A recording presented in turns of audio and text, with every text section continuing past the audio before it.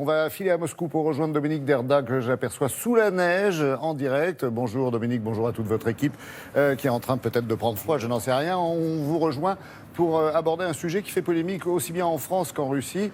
En Russie parce qu'on s'intéresse au retour de ces Tchétchènes qui sont partis, djihadistes, combattre en Syrie et en Irak. Il s'agit de femmes et d'enfants. Et on se pose la question aujourd'hui de savoir s'il fallait aller les chercher, s'il fallait faciliter ou non leur retour, non ?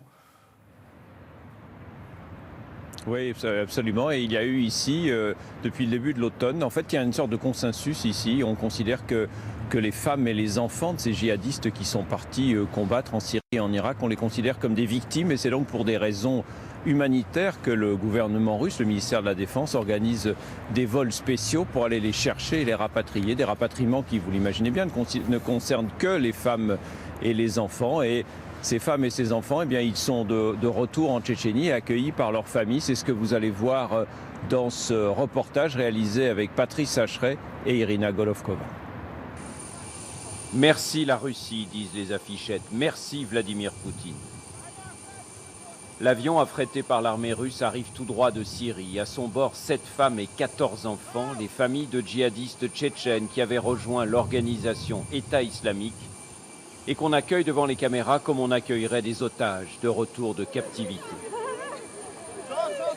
Les retrouvailles, à la hauteur de l'émotion et du soulagement de leurs proches.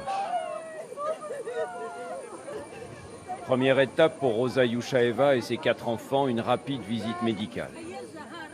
Après avoir fui Raqqa sous les bombes et s'être rendus aux forces kurdes, ils viennent de passer 1 mois et demi dans un camp de prisonniers au nord de la Syrie. Comme toutes celles qui rentrent en Tchétchénie, la jeune femme de 28 ans va ensuite devoir répondre aux questions des services de renseignement et si rien n'est retenu contre elle, elle sera libre de quitter l'aéroport.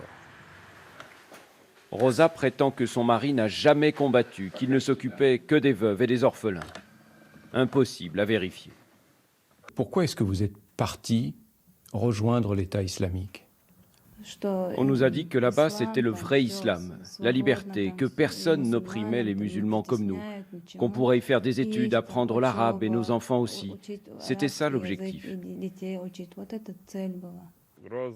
Ramzan Kadyrov tient la Tchétchénie d'une main de fer et combat sans pitié tous ceux qu'il soupçonne d'islamisme radical. Mais depuis qu'il a convaincu Vladimir Poutine de rapatrier pour des raisons humanitaires les femmes et les enfants des djihadistes, on se bouscule dans le petit bureau de cette association pour établir des listes toujours plus longues. Pour toutes ces mères, comme pour les autorités, leurs filles ne sont pas des complices des crimes de Daesh, mais bien des victimes, elles aussi. Quand elle a reçu ces photos envoyées de Mossoul en Irak, Malika Inorkayeva n'en a pas cru ses yeux. Jamais elle n'avait imaginé que Seda, sa fille, un jour porterait le voile. Et moins encore que son mari l'entraînerait dans l'un des fiefs de l'organisation État islamique. La voici peu de temps avant leur départ, pour ce qui devait être des vacances au bord de la mer en Turquie, une jeune femme moderne, vêtue à l'occidental. Quand un avion atterrit et que je ne vois pas ma petite Seda sur la passerelle, je me réjouis bien sûr pour les mères de celles qui reviennent. Mais je voudrais tant retrouver ma fille, mes petits-enfants.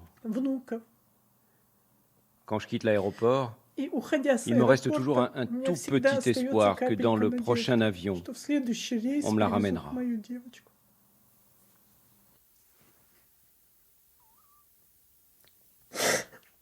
Alors Dominique, une question. Ces femmes, ces enfants, sont-ils encore nombreux en Tchétchénie ? En Syrie, en Irak, pardon. Écoutez Laurent, c'est difficile, vous l'imaginez, en Syrie et en Irak, c'est difficile, vous l'imaginez, d'obtenir des chiffres précis, mais on estime ici qu'il y aurait, grosso modo, environ 200 femmes et 400 enfants originaires de Russie dans des camps en Syrie et en Irak, séparés de leurs maris. Et à chaque fois qu'un vol est annoncé en provenance de cette région, eh bien, les familles se précipitent à l'aéroport de Grozny dans l'espoir, comme cette femme que vous avez vue dans notre reportage, dans l'espoir qu'enfin leurs filles ou leurs petits-enfants soient à bord et leur soient rendus. Et il n'existe en Tchétchénie absolument aucune structure pour s'en occuper ensuite. Et ce sont les familles de ces femmes, de ces enfants qui se chargent elles-mêmes de les rééduquer, de les remettre dans le droit chemin, si l'on peut dire, parce qu'il n'y a ni centre de déradicalisation, ni psychologue spécialisé pour s'en occuper. Merci beaucoup Dominique et bonne journée à Moscou sous la neige.